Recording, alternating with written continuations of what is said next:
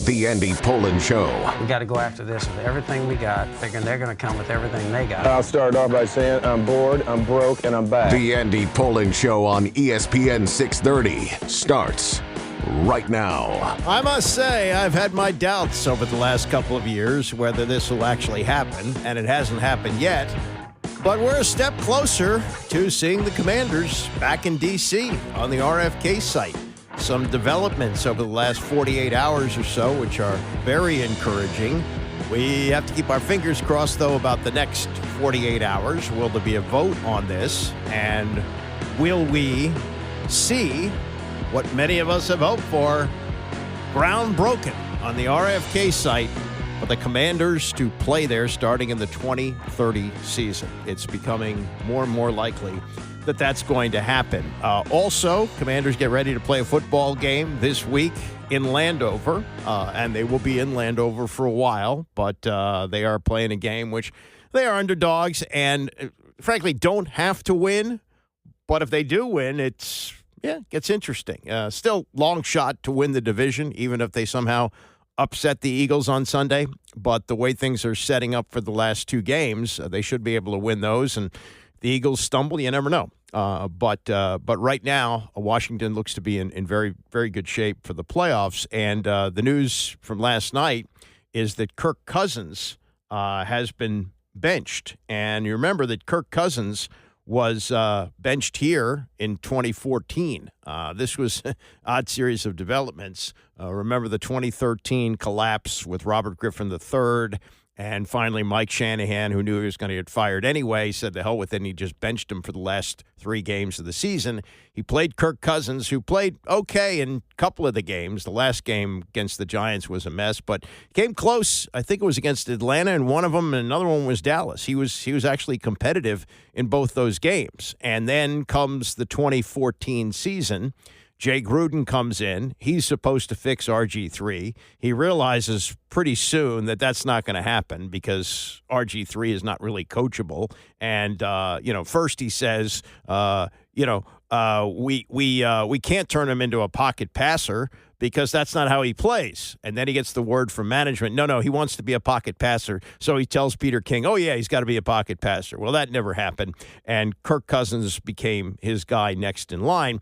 Although, after Griffin got hurt in the second game of the season and Cousins led this blowout of Jacksonville, he played for a while, but then started to throw interceptions, which has been a real problem for him throughout his career. As much money as he has made and as coveted as he has been as a free agent a couple of times, both going to Minnesota and Atlanta and making piles and piles of money, interceptions are a problem. And it was Colt McCoy who actually replaced him 10 years ago.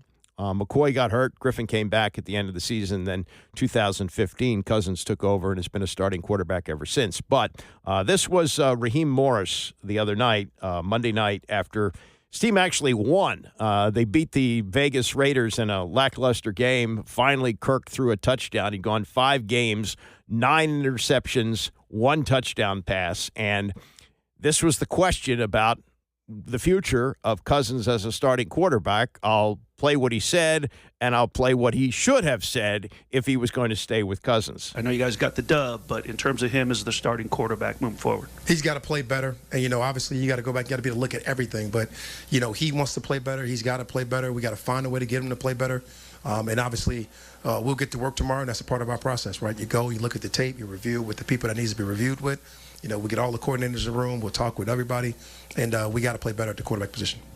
So part B to that, if he can't, are you prepared to replace him with Michael Penix? We got everybody in our roster for a reason, right? We got so much to get better at, and, those things will always be discussed. That's just the nature of the beast in football. It's just so heavily talked about at the quarterback position because there's only one guy out there. So, for us, man, our mentality is to find a way to win the next game. That's just the mentality that we're going to have. So he kind of tipped his hand there. If Raheem Morris had any intention of sticking with Kirk Cousins after that game, he would have said to the second question, look, we're competing for the division title. We're 7-7 now. We got the key stretch coming up. Kirk Cousins has been our starting quarterback all year long. He's a veteran. He's taken teams to playoffs before. He's won a playoff game. He's our guy. He didn't say that. So leaving the door open as he did on Monday night. Not a shocker yesterday to find out that Kirk Cousins is now on the bench. Now, look, this is the right game for Michael Penix to start. The Giants are horrendous. The game is in Atlanta. He should build his confidence and win there. But you also wonder about this. What if he goes through the rookie growing pains against the Giants, whose defense is not horrible? That's not the worst part of their team. And throws 2 or 3 picks. You know, who's the starting quarterback coming to Washington, which is now a Sunday night game, by the way, a week from Sunday. They flexed it. Would they go back to Kirk Cousins in an effort to save a season, which is deteriorating? It would be now 7-8 if they somehow lose to the Giants. So it does appear that Penix is going to be the quarterback, but I would also say don't rule out Kirk Cousins coming in. I think Cousins is enough of a veteran that if Penix is struggling against Washington, he can come off the bench and do a very good job. All right, the stadium issue. And Muriel Bowser has been getting a little antsy about this because the vote has to take place in the Senate by Friday or the thing gets tabled for a year, and who knows what the future of a stadium in D.C. is. So she said the other day that Maryland was holding them hostage on the deal, the D.C., the things that they wanted. Apparently that has been worked out now. And, my knowledge of politics is minimal, especially local politics, but the horse trading that's gone on here is quite curious. As part of the deal, so that Maryland doesn't stand in the way of the RFK bill going through, which would, again, give the district control of the land, redo the lease so it would be zoned for commercial as it's now just residential, that they won't stand in the way because D.C. is giving up its F-16 fighter jets to the National Guard Air Division of Maryland. That was something that they wanted. Also, the bill in the district is tied to a spending bill, which would provide the funds to do this. And she's getting to the point here with just days to go for the deadline. Say, come on, let's go. We're talking about almost 200 acres of land in D.C. that's currently blighted. The taxpayers of the district are willing to step up and put that land back into productive use, more jobs, more recreation, sports, parks, and connections to the river. So it's time to move the bill. And what also was happening on the Maryland side is they got what they wanted from the Commanders. Reported by the Post yesterday was that that the Commanders, within 90 days of moving into their new facility, wherever it is, and there is still the possibility that they could build where they are because they own the land in Landover. They could build a stadium closer to the Morgan Boulevard Metro. But wherever it's going to be built, and the hope is, of course, it's going to be built in D.C., 90 days after moving in there, that they would tear down Northwest Stadium. So that satisfies the Maryland end of this, where they get the F-16 fighter jets and they get assurance that you're not going to get a rotting carcass of a stadium like they have at RFK right now. Eric Flack has been on top of this for Channel 9 for a long, long time. He's done a really good job of reporting on this. And this is basically the cliff notes of where we are now on the deal. A deal in Congress to include the RFK legislation as an attachment to the larger budget deal to fund the government really was the RFK bill's only path forward. The RFK bill gives the district long-term control of the RFK site and allows D.C.'s mayor to formally negotiate a stadium deal to bring the Commanders back to D.C. Efforts to lure Washington's football franchise back to the district date back nearly a decade to former owner Dan Snyder, but efforts in Congress to give long-term control of the RFK site to D.C. have repeatedly failed. After initially gaining swift and overwhelming bipartisan approval in the House this session, the RFK legislation hit a roadblock in the Senate when a Montana senator opposed the bill over the franchise's decision to retire the team's old Native American logo. Now that block was removed last month, but Maryland leaders then stepped up, threatening to kill the bill over funding concerns about rebuilding the Francis Scott Key Bridge and the future use of Northwest Stadium in Prince George's County should the Commanders leave. News of the RFK bill's inclusion in the congressional budget comes just days after an agreement was reached about that future use of that site should the team relocate elsewhere. So this vote in Congress on the budget bill could come later this week, but really that is expected to be a formality. Okay, so again, things move forward on this RFK legislation. Although there have been efforts to get a stadium built for the Commanders in D.C. for over a decade. Yeah, a lot of that involved Dan Snyder and Jason Wright, who was clearly in over his head, and they just weren't going to deal with him. So this legislation, the RFK legislation, was introduced in the summer of 2023 by Representative James Comer of Kentucky. And he has gotten support from the district, Eleanor Holmes Norton, although, so, this is like what they call, I guess, is it a bipartisan effort? I guess it is, because Holmes Norton is a Democrat. And that they have, worked this out, and it comes at a time when Snyder's on his way out the door. Remember that the Josh Harris group took over in late July of 2023. So this has moved rather quickly. I mean, if you look at the whole picture here, yeah, it's been a long-term effort by the Commanders to try to get back to D.C., but it was headed up by Dan Snyder and his in-over-his-head team president, Jason Wright. Well, now they got real people running things, and they're experienced business people. And looks like, keep your fingers crossed, but I would hope that by the end of the week that we will have the vote going through in the RFK bill. And then the question is, what happens next between the district and the Josh Harris group in getting a deal done so that they can build there. But it does seem like everything is moving at the right speed right now, at the right pace, and we could have a new home for the Commanders in D.C. by 2030. It's not gonna be thrown up like FedEx Field was. That was supposedly a 36-month project that went up in 18 months. Jack Kent Cooke was anxious to get it built before he died, and that did not happen. It was, the structure was up, but he died in April of '97, and they didn't start playing there until September of '97. All right, let me get to this.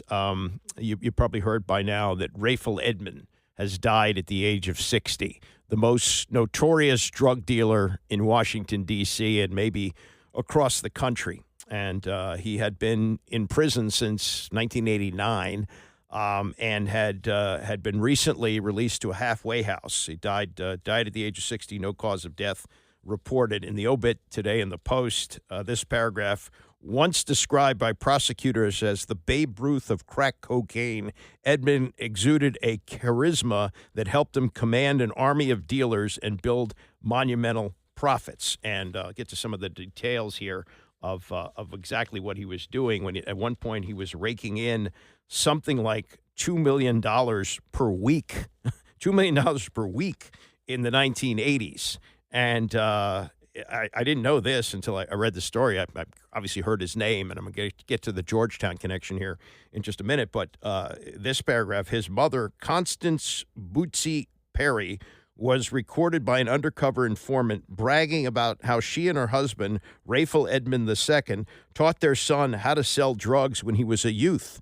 The mother was arrested in connection with her son's Pennsylvania drug dealing, and Edmond helped to secure her early release by cooperating with investigators, a choice he made without telling her, according to reports at the time. He was known throughout the city. He'd walk around handing out $100 bills. Now, this paragraph, which I need to correct because I have read the John Thompson autobiography, which he wrote with Jesse Washington, I Came as a Shadow. This paragraph is incorrect. As he was a basketball fan who often sat courtside at Georgetown Hoya's basketball games, befriending some of the team's top players off the court, then Coach John Thompson famously confronted Edmond and ordered him to stay away from his players. And that's the legend that was carried on for years, and John Thompson really never went out of his way to deny it.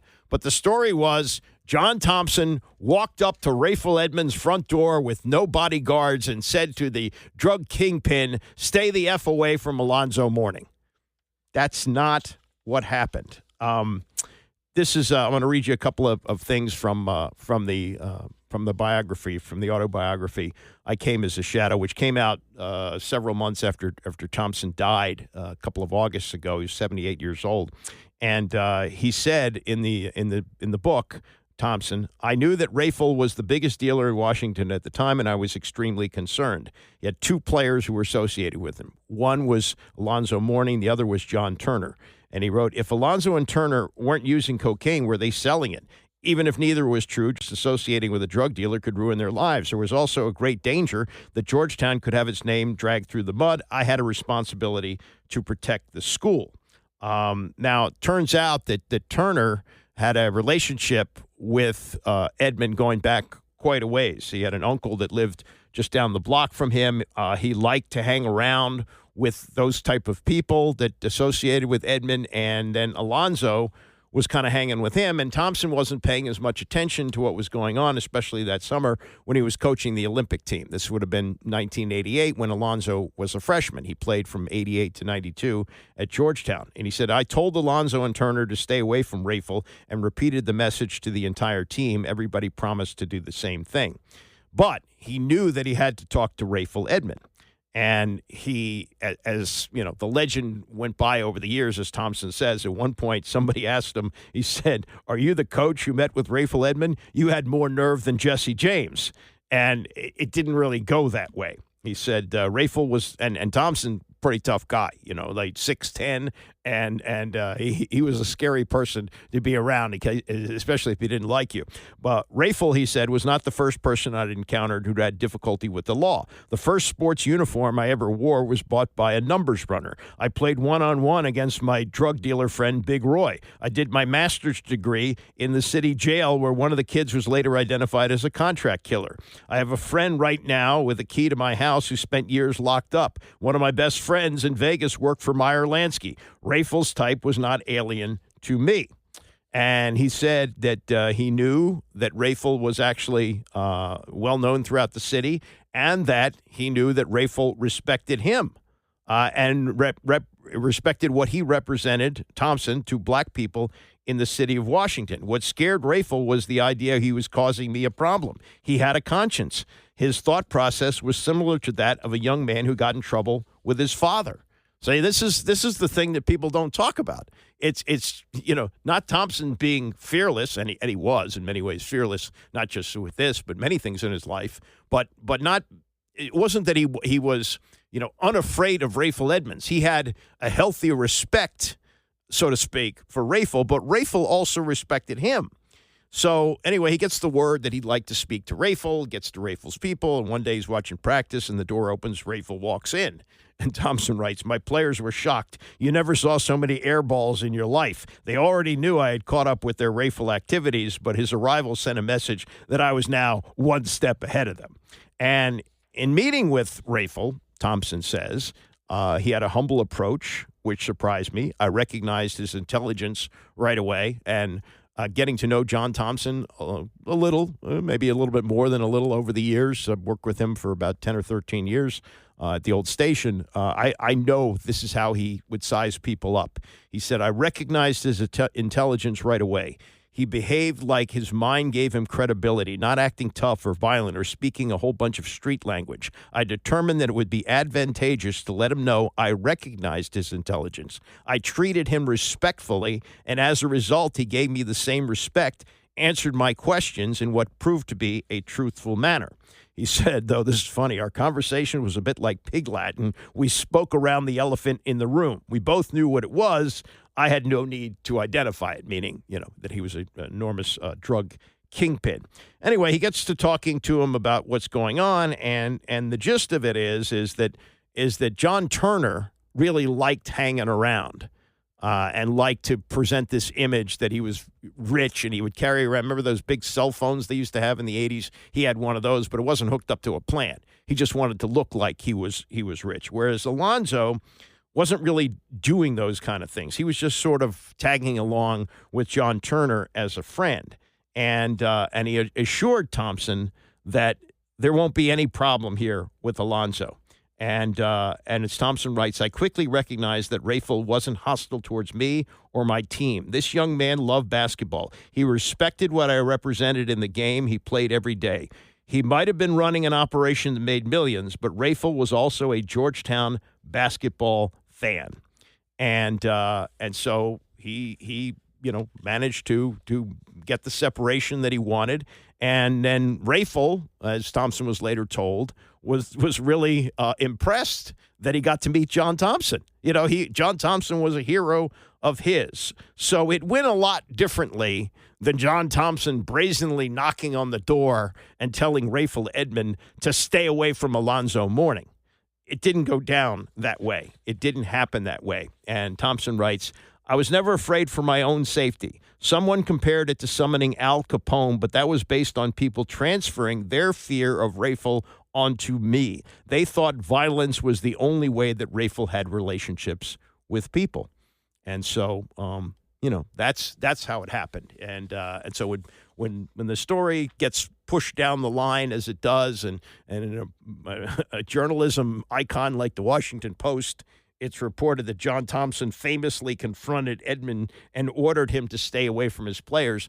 That's not what happened there. There was a very, very smart conversation between a very smart man in John Thompson and Rayful Edmond, who has now passed away at the age of 60. I'm not excusing all the deaths that he likely caused from dealing that horrible drug, cocaine, and all that, and the fact that he went to jail and should have gone to jail for maybe even longer than he did. But the story that keeps being told is not exactly an accurate one, and for the sake of history, I like to point these things out. All right, coming up, what to do about Patrick Mahomes. Jeff Saturday says play him. Others say play it safe and don't play him. We'll get to that and more as we continue. It's the Andy Pollin Show, ESPN 630. The Andy Pollin Show on ESPN 630, the sports capital. Does the NBA have a three-point shooting problem? Commissioner Adam Silver is indicating yes. What Brian Windhorst says about that and others coming up in the next hour as we take a little deeper dive on that. Also, they are trying to save the NBA All-Star Game. I don't know if it's savable, but they've come up with a new cockamamie format that we will get to.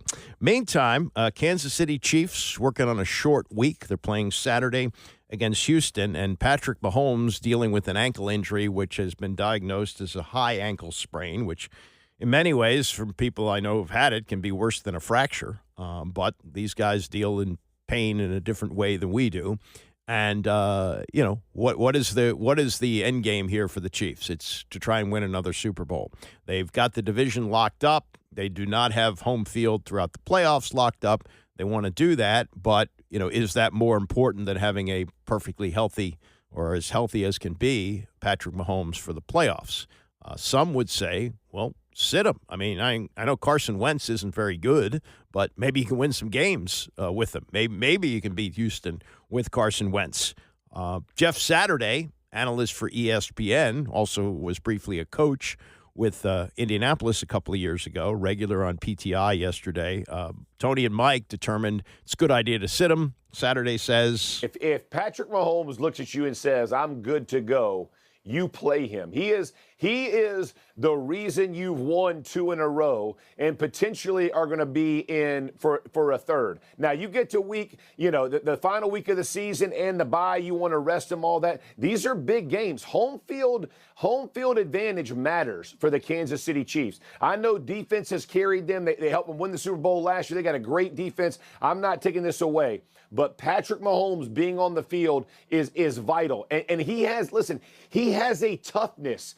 He has a toughness that very few people talk about. This guy's been banged up. He gets hit. He doesn't complain. He continues to play.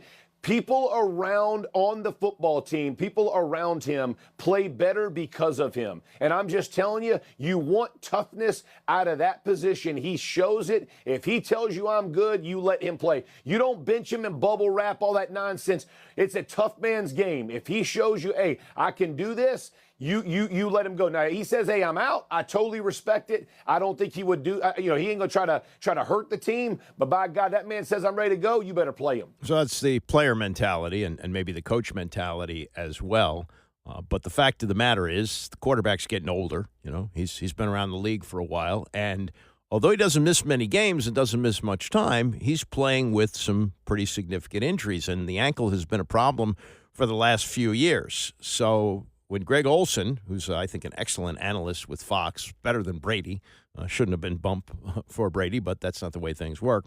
But Olson was on yesterday on the Dan Patrick Show, and the question was, well, with all these injuries that he's getting these days, might it be wise for Mahomes to change his playing style just a little bit? I just think at this stage in your career, it is so hard to just change your play style. I think, so much of what makes Mahomes so special and such a generational player is his ability to play off script, right? It's almost the entire underlying of their entire offense is his ability to extend plays, move in the pocket, remain a passer. To your point, he's not necessarily a scrambler in the sense of I'm looking to run with the ball to convert. He will run, he will pick up first downs, but it's his ability to stress the coverage because he just holds on to the ball so long without getting sacked. And I think that's kind of the balance that every team in the league is trying to say. It's one thing to hold the ball, it's one thing to stress the coverage, but as you're stressing coverage, you're also stressing protection. So it's finding that balance. That's what makes Mahomes and Josh Allen and now Jaden Daniels and Lamar and just some of those guys are just such a handful because even when you defend everything, you still haven't defended everything. So I just don't know if there is any going back. Injury is part of it. Hopefully he dodged a bullet here with the ankle. And, obviously his style of play is just incredible. We have a poll question. Fritzy, would you give Greg the wording on the poll question? Which team right now in the NFL is in the worst shape now and going forward in the near future? And we had the Bears, Jaguars, Browns, Texans, Giants. Where are you on that? Yeah, so I think it's a combination of, what does the current winning culture look like in the building? Are they doing it multiple years in with the same coaching staff and regime? And then where are they in terms of finding their future quarterback, right? So those are all the things you give first-year coaches, you give first-year rookie quarterbacks. Like I see what's going on in Chicago. I think that's an example of obviously the season's gone off the rails. Ever since they lost on the Hail Mary to Washington, it feels like things have fallen apart. I think they've lost 8 in a row or whatever. But they've got Caleb Williams. They're going to get a new coach in there and a new staff. They've got good pieces in place. So that should be a pretty popular destination, I would imagine, in this hiring cycle. But then you look at the Giants, and I like Dable. I thought he did an unbelievable job his first year making the playoffs. Go on the road to Minnesota. I called that game, and they come out with the upset victory. Since then, it's been a bit of a disaster. And but then you look there and you say, not only have they had a culture of losing, they let Daniel Jones go. They don't have their future quarterback on the roster, and now they've got to start all over again. So, as much as I hate to say this because I just love Dable, I love who he is as a guy, as a coach. I think they're pretty far removed from having an ability to win. They're in a really tough division. It doesn't look like Philly's going anywhere. Dallas will bounce back. Washington's obviously the surprise team in the league. They've got a tough division, don't have their quarterback, and they're losing at a historic rate. Other than that, things are good. How much coaching is done on an NFL level from the head coach as opposed to coaching in college? I think it's different in every franchise model. So I think you look at the coaches that are also the play callers. You look at a team that's having a ton of success. We saw them last night, on national TV on Monday night play, Chicago with Kevin O'Connell and the Vikings. So you look at what Kevin O'Connell is doing on a week-by-week basis, aside from delivering messaging and addressing the team and putting together the plan and keeping the locker room and culture and vision intact. He's also in the weeds of the game plan, and he's on the sideline, he's charting plays and he's formulating his play call and getting his opening script done. So he's part offensive coordinator, part head coach. That's very challenging, right? That's Andy Reid, that's Kevin O'Connell, that's Sean McVay, Kyle Shanahan, of those sense. So those guys are in the weeds coaching on a day-to-day basis, X's and O's and plays. Then there's other coaches where their impact on the team is just as great. They're just not actually the ones on game day calling the plays directly, to the quarterback's headset. But, you look at Dan Campbell, he's not necessarily calling the plays. He's got 2 very good defense and offensive coordinator, Aaron Glenn, Ben Johnson, maybe 2 guys that are going to get head coaching opportunities this cycle. But he's involved in every single thing they do. We'll talk to him during the week. We can ask him about the offensive plan, the defensive plan. He knows both sides of the ball like he's actually going to call the plays on Sunday. And then, of course, he handles all the game management and the motivation and the speeches before and after the game. So I think every coach is a little bit different as far as what their role is, but the best coaches are the best communicators. The X's and O's and the plays, that stuff will all take care of itself. The best guys are the best communicators. They deliver the message, they put out fires, and they galvanize a group. And, you look around to the best teams in the league, it's not a coincidence that they also have some of the best leaders, some of the best, messengers. It's a huge part of NFL football. Talking to Greg Olsen, NFL on Fox. He'll be on the call on Christmas Day. The game is on Netflix. It'll be the Ravens and Texans, kickoff at 4:30 Eastern. Speaking of these two teams, which one's more threatening come playoff time, Ravens or Texans? Well, it's a good question. I've kind of started diving into them this week just in preparation for next week's game. And, when you start with Baltimore, obviously, we've seen them do it. MVP, Lamar, they add Derrick Henry. I mean, that is a scary group. And I would say when they've played well, you've come out of that game saying that's the best team in the league. And then there's been some other games where you go, okay, like they're good, but can they just put the, pedal down and just dominate somebody? And I think their defense is getting a lot better. I think their defense is much improved. Earlier in the year, they had some ups and downs. They've started to string together some good performances here of late. So I think as long as you have Lamar, I think Harbaugh is a fantastic coach. I think they have a culture and expectation of winning, which again, to your earlier question, is so important in this league. Guys expect to win. They expect to show up and have success, and that's very powerful. And then with Houston, I think what's so unique about them is last year, all the talk was about CJ Stroud, and he busted onto the scene as a rookie, and he was incredible. They win the division in him and DeMeco Ryans' first year, and everyone's saying, oh my God, he's incredible. This year, it's been the defense. I mean, that defense is young. They are good. They can rush the passer, Danielle Hunter, Will Anderson. They've got two really good young corners. Derek Stingley might be the best in the league right now. And then Lassiter, who's the young rookie on the other side. So they're young, they're talented, they can rush the passer, they can dominate at the line of scrimmage. And then the offense is opportunistic. It's, last week they forced 4 turnovers against the Dolphins, and they score 17 of their 20 off of turnovers. So they're making the plays they have to. They're not as dominant offensively as they were, even though I love their skill positions. Their offensive line is the question mark. They struggle up front. They struggle to pass protect, and then everything kind of goes from there. So I think it's a fascinating matchup. On paper, to me, at this stage, it's Lamar and that Ravens offense against this Houston defense led by DeMeco Ryans. Like, that is the matchup, and I think it's going to be awesome.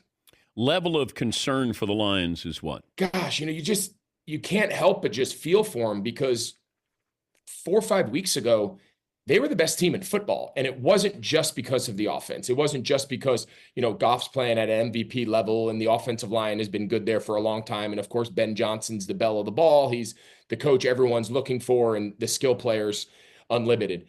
And then on the defensive side, they were so good. Obviously, losing Hutchinson and then losing Anzalone. Aaron Glenn's held it together as long as he could, but you go back to like the top 2 of their roster depth early in the season, I don't think anyone is left. And then, of course, the other night in that awesome game, they lose Aleem McNeil, they lose Carlton Davis, they lose more starters. And then now the word's coming out with Montgomery, the back alongside Gibbs, that he might be now out for the year. So it's unfortunate that this is the way it happens, but we see it all the time. There is an element of luck to NFL runs. There is an element to the teams that stay healthy the longest make their run. But listen, if we've seen anything about Dan Campbell, he's going to alter his approach. He's going to get super aggressive. He's not going to apologize for it. And they're going to have to try to make up for what they're missing on defense. The offense is going to have to carry the load, hence why he onside kicked with 10 plus minutes to go in the game. Like, that was not just an arbitrary gut reaction. He understands the deficiencies of the defense. They can't stop anybody. So why is he going to let teams go 85 yards for a touchdown when you just let them go the short way and get the ball back? I mentioned Josh Allen was like a better throwing Cam Newton when Cam won the MVP. That fair to both of these guys with that comparison? Yeah, I think it's very fair. I think, when you look at a lot of the things that Josh is doing, it's a very similar play style to how Cam played. I would argue that Cam was maybe used more consistently, especially those first 5 years or so in the run game. I mean, it was quarterback power, it was quarterback run, it was downhill. Like, they use Josh, I think, really smart. Like, the way they activate him as a design quarterback runner, it's red zone, it's short yardage, it's perimeter runs, it's spread QB draw. They do a great job saying, okay, we're not going to just run them into the ground, but when we need them, Ball's going to be in his hands because he's the best player in the league. So I think in that regard, they're both physical. They're strong. They can outrun you. They're powerful. They can protect themselves. I think that's an element that people are starting to see with, yes, the quarterback run is such a weapon. And when you have a guy like Josh Allen and you have a guy like it's silly not to use it. But what guys are finding is over the course of a season, are you able to sustain it? Do you have a guy that is built to take those hits and can be a runner? If your quarterback, every time he's in space to get hit, just gives himself up and he's not willing to run through contact, you lose the advantage of running your quarterback. And that's where Cam was so unique, is when he got in the open field, they didn't want to tackle him. Cam was at more risk standing in the pocket, get injured, getting guys at his legs, blindside, than when he was actually on the offensive as a runner. And I would say the same thing about Josh. And then obviously Josh's ability to throw off platform and throw from outside the pocket. And some of those throws he made the other night on the run against Detroit were just, they were just out of this world. So I think he's the MVP. I think I can make an argument for Lamar. I can make an argument for Goff. What Buffalo's doing right now, you could argue they're the best team in the league right now, and he's the best player. That's Greg Olson. He's got to get a number one job again as an analyst. He's number 2 now at Fox. I guess Chris Collinsworth has signed up for a while at NBC. Aikman's not going anywhere, obviously, with Buck. I don't know, but he's really good. And that was Greg Olson yesterday on the Dan Patrick Show on a variety of topics, including who's going to be the MVP. And I think the consensus seems to be that Josh Allen of Buffalo is going to win that award. Do you remember the name Sav Rocca? Does that ring a bell? Sav Rocca is the answer to the trivia question, who was the last man to punt for Washington prior to Tress Way getting the job in 2014. Sav Rocca. Sav Rocca was the punter here from 2011 to 2013. He's got an interesting backstory. He was a great rugby player in Australia, and he did not become a punter in the NFL until he was 33 years old. He had been one of the top strikers in Australian Football League. I guess it wasn't rugby. It's Australian Football League. It's the same thing as rugby. It's similar to that. Anyway, he scored 748 goals, which ranks 14th all time. And at the age of 33, he made the jump to the Philadelphia Eagles, kicked with them for a while, and then came here in 2011, punted every game over those 3 years. That was the last 3 years of the Mike Shanahan run. Pretty good kicker, too. Punted for an average of 43 yards a kick. Anyway, he's back in Australia now. And on Sunday, he was at a shopping center called, and it was a store called JD Sports in what they call Preston's Northland Shopping Center, if you're familiar with shopping centers in Australia. Anyway, he said he saw a guy who was in his mid-20s rip clothes from a shop assistant. And I said to the girl, is he stealing that? She said, yes. So Rocca, who's now 51 years old, he's not a spring chicken anymore. He was punting here till he was 40. He said he asked the guy to give the clothes back. He said, nah, I'm leaving, and he started running. And then Rocca said, stupid me, I started chasing him, and I was running out the door yelling a few F words, and he said, I'll catch you, I'll fix you up. He decided, though, to drop all the clothes and said, okay. So, he I guess, performed a civic duty or heroic duty in chasing a shoplifter out of a store and getting all the clothes back. And, he's still bumping along and still scaring some people. When you play Australian rules football, not that being a punter is for the faint of heart in the NFL, because you can get seriously hurt doing that.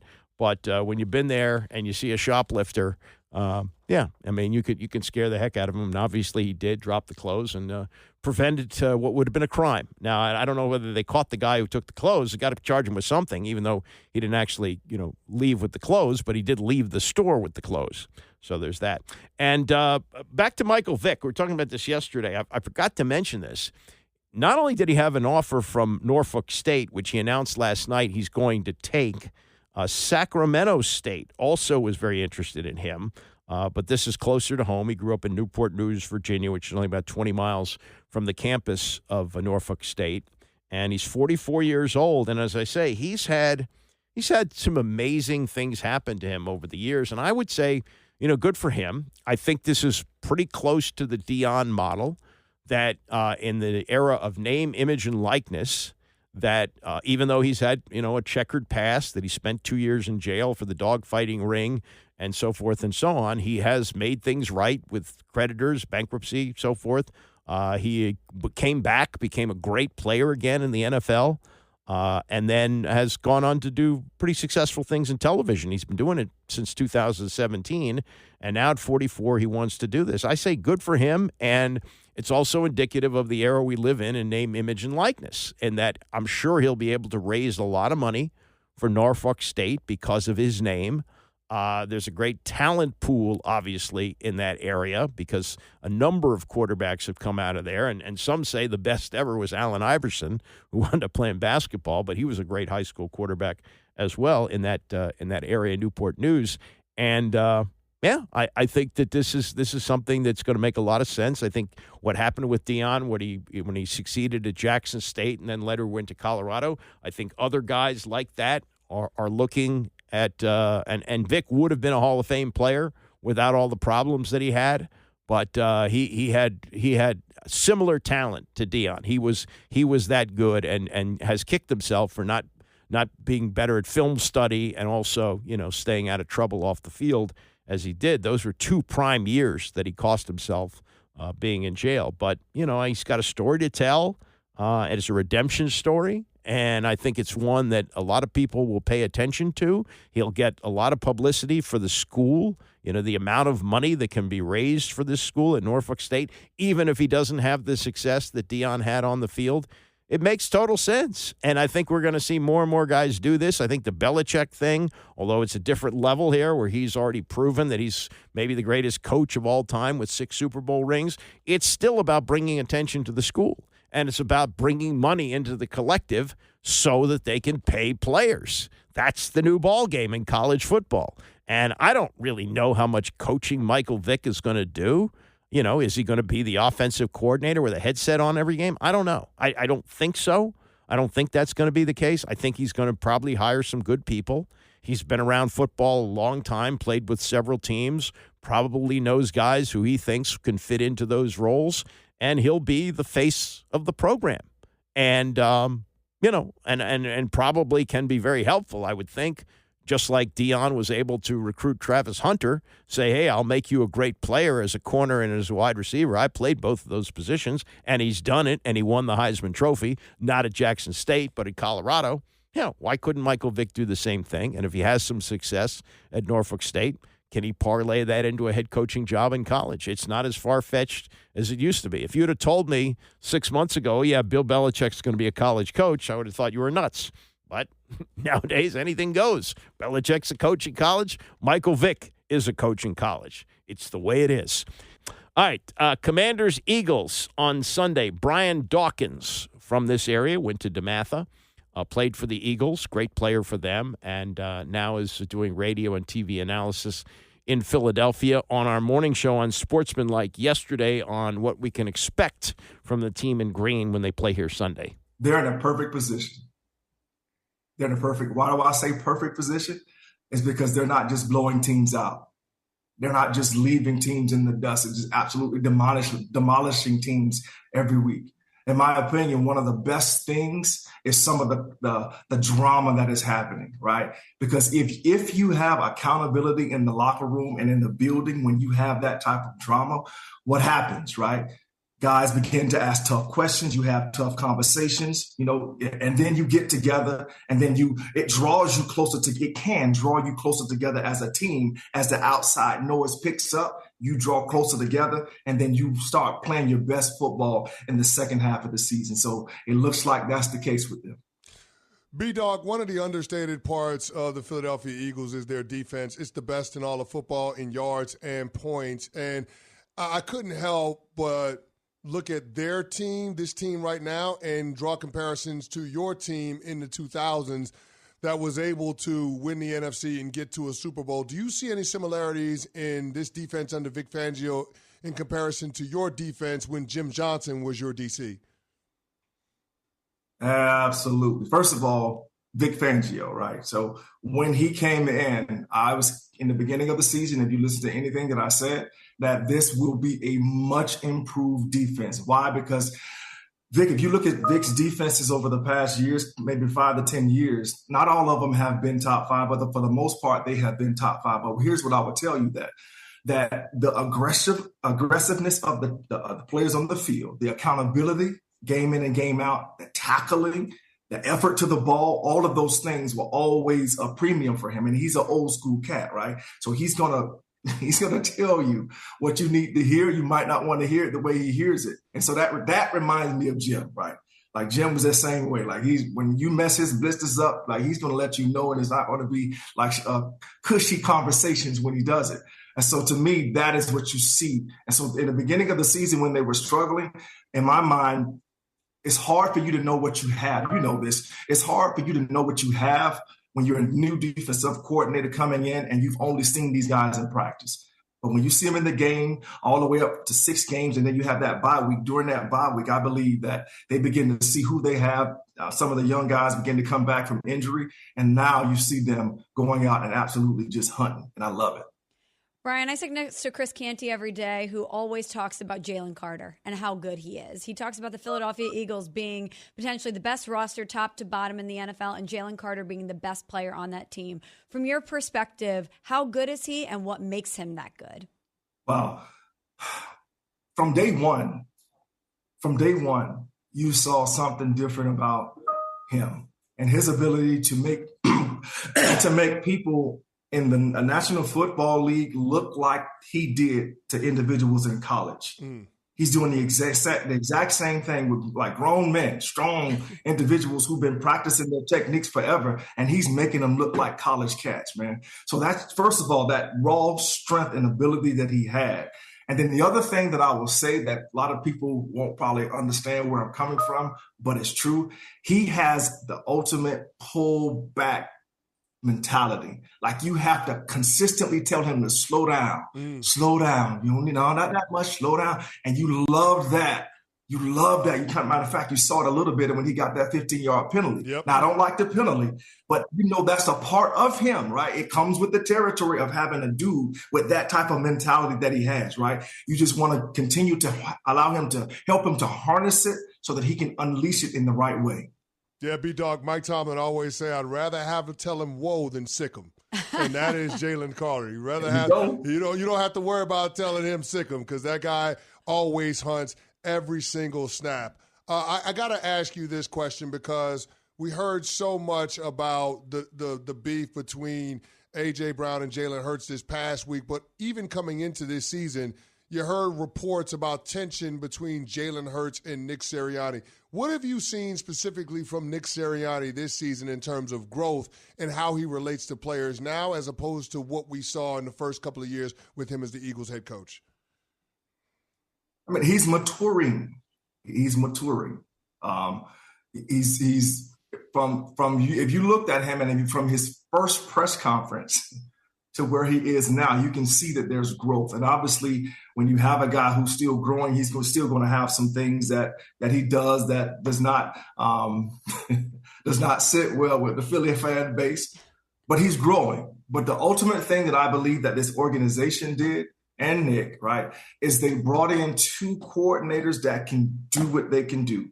And that he's not asked or he's not needed to necessarily be in either one of those rooms. He can just focus on what he needs to focus on. And so I think that's one of the things that has helped him as well. That's Brian Dawkins, local guy, former Eagles star on his former team and what they look like now. And they are looking like the best team in the NFC. But even with all the injuries, are the Detroit Lions dead? Chris Long, who does a podcast on yesterday on the Rich Eisen Show, says no.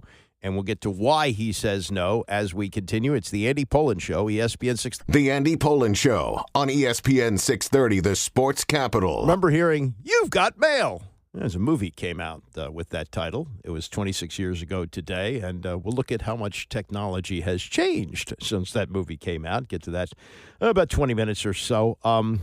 There's a new podcast. I think this is the first year for it. I believe it is. Yeah, Colt McCoy started it. It's called Clean Pocket. He does it with a couple of his former offensive linemen and his former coach, Jay Gruden, who always loved Colt McCoy.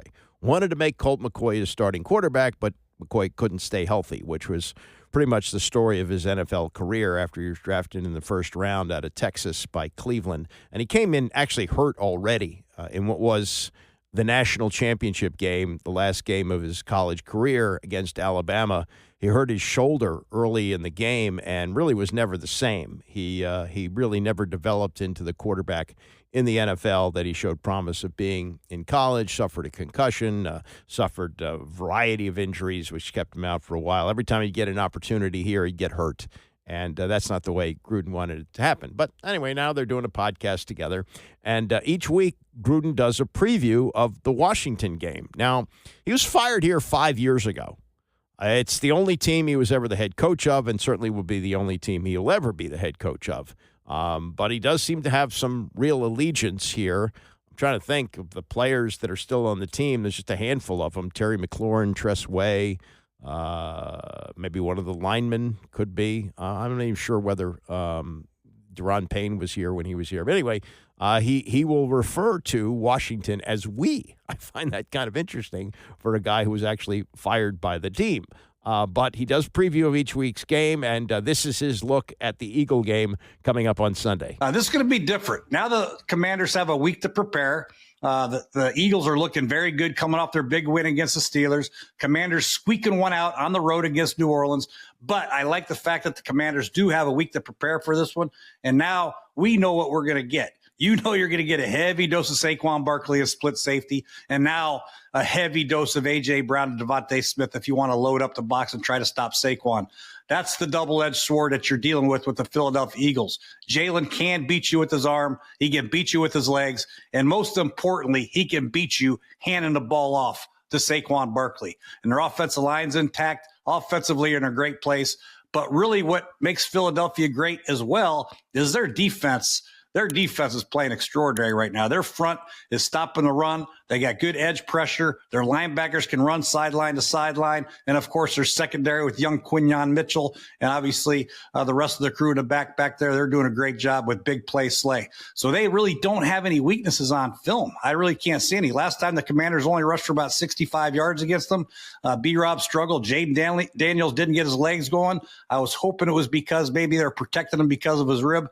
But I think for the Commanders to get going, we're going to have a heavy dose of some of the design quarterback runs and some of the RPOs and the zone reads that really make Jaden a tough guy to deal with offensively. And defensively, you know, Coach Quinn will have a plan. It's going to be tough to stop this Philadelphia Eagle offense. They just got to be ready for everything. But most importantly, they have to tackle well. They have to run to the football well and somehow figure out a way not to give up a big play. But I'll tell you what, having Marshawn Lattimore back there to handle A.J. Brown and some of his big playability will help out a lot. Now I think Coach Quinn can be a little bit more aggressive stopping Saquon Barkley, as they didn't have that in the first meeting. So I think we can load up the box, get Jeremy Chin in there, and try to stop Saquon. And if they want to throw it against Marshawn Lattimore, good luck. The Saints didn't try him. I don't know if I'm sure the Eagles will with either Devontae or A.J., but that'll be the matchup to watch. Quinn trying to stop the run with an extra guy in the box, and then the one-on-ones against Marshawn Lattimore or St. Estrell or St. Juice, whoever else is out there. I think the biggest key for me is we got to try to stop Saquon somehow. Pittsburgh did a pretty good job. They're notoriously good against the run. And this is not Washington's forte, stop and run. They gave up, like I said, 145, 150 yards last time to Saquon with 2 huge hits. But trying to get them to throw the ball, when they do throw the ball, maybe Jaden can be forced into making some mistakes. We get some pressure on him, force a turnover in that regard. So I think trying to get Marshawn Lattimore a pick, Jeremy Chin a pick, somebody a pick 6 or some kind of big play in a secondary, making them throw the ball by eliminating Saquon's big plays in the running game will be critical. And that's easier said than done. I get that. But I think the more time Jalen throws it, the better chance actually Washington has a chance to win. Getting Terry some more space is going to be critical. You know, he's going to go against 2 very good corners, one young one and one veteran. Whoever's going to be on him is going to be a tough task for Terry. You know, it's the other guys I'm worried about. Can De'Ami Brown do it with Noah Brown a little bit banged up? Obviously, Austin Eckler's been banged up, Anybody out of the backfield, can they come in and provide some relief working on the linebackers? Zach Ertz is banged up now, so who's it going to be? Can the rookie Ben Sinnott step up or John Bates step up at the tight end position? I think the lack of weapons really will hurt Washington. I think you'll see some 2 tight end sets with Ben Sinnott and Bates, and they'll try to hammer the football a little bit with Brian Robinson Jr., and then obviously Jaden running the football. But throwing the ball down the field, I think, is going to be a struggle. It's going to be tough because really it's the one-man show. De'Ami Brown's got to step up. OZ's got to step up somehow. Jameson Crowder had a couple catches, which was good. But it's going to be interesting to see what other commander will step up to provide some relief for Terry in the passing game. I think anytime you get a chance to make the Eagles one-dimensional, you got to do it. If not, they're a bear to stop. They really are. Their short yardage game is almost unstoppable with Saquon, and then you add the tush push to it. That's how they possess the ball so long. They get so many 2nd and 1, 3rd and 1s, tush push, first down. Clock just continues to tick. Steelers didn't get many opportunities all last week to try to get Russell going because the Eagles possess the football. I'm hoping that's what Washington can do a little bit. It's going to be tough running the football at Jalen Carter and these big guys for Philadelphia, but they're going to have to come out of their stances and play hard and try to get the running game going to keep them off the bench and try to play a little reverse psychology, so to speak. But it's going to be tough. This is a very good Eagle team. They're where they are for a reason. They got the division pretty much on lockdown, and they're probably Super Bowl favorites coming out of the NFC, other than maybe Detroit. They're banged up. So that's going to be a great game. We got to rely on turnovers, a clean game as far as penalties are concerned, no turnovers on offense, create turnovers on defense, and obviously make a couple big plays. I think a win against the Philadelphia Eagles would be huge. Obviously, you're talking about the best team in the NFL. When you play a team of this magnitude like the Philadelphia Eagles and you compete with them toe-to-toe and you get a victory, it just goes to show you, your team, that, hey, we can beat anybody on our schedule moving forward. And that's the attitude and the confidence you want your team to have going into the playoffs, whether you're a wild card team or a division winner. It doesn't matter. Once you're in the dance, it's all about confidence, your healthier football team, and how you can figure out ways to win at the end. And Commanders proved another way to win at the end. Stop a 2-point play on the last play of the game. Hey, you got to do it. So that's another way they figured out a way to win. 2 weeks ago, they just beat the hell out of the Titans. That's another way to win. But they're going to have to figure out a lot of things defensively to try to stop this Eagle offense, and obviously offensively to try to get some movement on this big defensive line for the Philadelphia Eagles. But getting a victory would be huge for the confidence. Yeah, obviously. But it's going to be tough. And stopping the run, especially the best running back in the league right now, is going to be very tough for a team who hasn't done a good job of that all year. Now, the two things that he points out I think that are important. One, when they played a few weeks ago, Jaden Daniels was still dealing with rib issues, and they played him on a short week in Philadelphia. And also the addition of Marshawn Lattimore should be a big boost in the secondary. That should help him. Now, it looks like they're going to play without Jeremy Chin unless he comes out of concussion protocol. But those things may be pluses. But I think the ability to stop the run, which hasn't been there all year, is really going to show up as a weakness on Sunday against Philadelphia. It's a bigger game for the Eagles, really, than it is for Washington. They can afford to lose this game and I think win one of the last two, and they'll be in the playoffs. Now, the question is about the Eagles, who have the top record in the NFC, tied with Detroit, and people look at Detroit with the two losses, the one they lost this past week to Buffalo, and also the fact that they've just had too many injuries on defense. And you're looking at a team that could be sliding as low as fifth in the NFC, depending on what happens over the last few games. Chris Long, who does a podcast, also played on Super Bowl teams with the Eagles and the Patriots on the Rich Eisen show yesterday. Not ready to throw dirt on the Lions. Says, pretty much not so fast, my friend. Well, you still got to outscore them. You really, as bad as things were the other day, if they recover that onside kick, I'm not so sure. Buffalo's incredible right now. Josh Allen's the best quarterback on the planet right now. Mm-hmm. And, anybody arguing otherwise is probably a bad faith arguer. What he's done over the last 2 weeks, good luck stopping this guy. Detroit lost that game when they punted twice in the first quarter.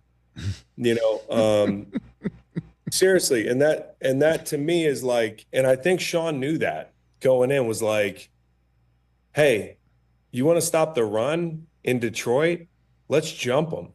You know, they're not going to be able to run the ball. And I also thought, for what it's worth, Buffalo's defense, although they give up a bunch of points, those little guys play with a lot of heart, as they always do, getting involved in the run front and that sort of thing. So coming off that game, they got beat 48-42 by, in my opinion, the best quarterback on the planet and a team that's playing as good offensively right now as any team. And, you know, it was bound to happen. They were bound to lose a game. You know, they lost to Tampa way back when, and it feels like 2 years ago, which is part of the issue I have with the length of these seasons as a media member. But it feels like another season ago since they lost, right? So it was bound to happen. Losing David Montgomery absolutely sucks. I think a lot of those defensive pieces, they might be too much to overcome, but as long as you have Ben Johnson and Jared Goff the way he's playing, and Jahmyr Gibbs and that offensive line, and Amon-Ra St. Brown and Sam Laporta, and the way they've gotten Tim Patrick to play, like, and I'm leaving guys out, but this offense can roll. So you just, and hearing Dan Campbell get on the radio this morning. Yeah, right. Bro, I wanted to run through a wall. I don't even play for the guy. You know, he's backing it up. All this talk about who they are, he's staying true to that. We don't care how we got to beat you. We're going to beat you. And I believe in that guy that you got up on the screen right now a great deal. And I never played for him, but I got a lot of respect for what they built. And I feel like you can never count them out. But the injuries are mounting to the point where if you ask me who the best team in the NFC is right now, I would say Philly. It just is what it is. The roster is so good top to bottom, and they're healthy. So if you asked me 6 weeks ago, I would have said Detroit. But things change. Detroit's injuries, I mean, to lose Carlton Davis to a broken jaw, Lee McNeil to an ACL, Anzalone, who they get back, Hutchinson, who says he'll come back if they go far enough. But, I mean, forget about, you know, talking about the playoffs. They got to beat Minnesota. They could be a wild card team. I know. It's crazy. It is. They could have to go play the Rams. Oh, that's right. You know, like, so the road could be very hard, but I would never count that group out. I have too much respect for what they've done. And listen, I think for the Eagles too, as good as they played, you know, they have some matchups I'd worry about. I think the NFC is really interesting. Then give me the matchup. Give me the matchup that worries you for the Eagles, Chris. Tampa. Huh.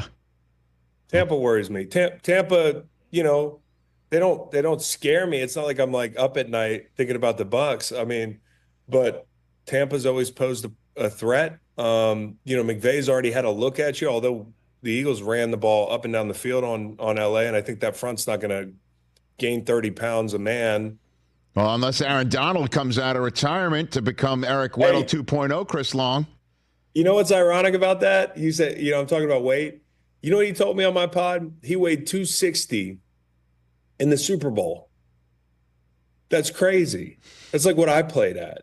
And he's forklifting giant guards. Like, that had to be one of the strongest individuals pound for pound that ever played the game. But the point I guess I'm making is I just don't know if the Rams are built the right way up front. But something about Todd Bowles, he kind of had the Eagles' number. I mean, it's not an opinion, it's fact. Well, it's the last Eagles loss of the season was against Todd Bowles, and the last loss of last season for the Eagles was against Todd Bowles. So I understand where you're going. Another prior playoff loss as well down in Tampa. That's right. Before the Super Bowl season. So yep. And the offenses kind of look hapless in those situations, and defenses looked outmanned. But a lot's changed for that defense. So I'm just saying, I'm making a case for why it's kind of wide open. And I think that's a lot of fun. Like, look at the NFC, look at the wild card teams, Green Bay, Minnesota as it stands right now. Like, there are some scary teams. Washington. I mean, although Washington, they've lost too many guys outside, I feel like. Yeah, and I don't think they really ever had the roster to be serious contenders for the Super Bowl. It was all fun, you know, before that 3-game losing streak.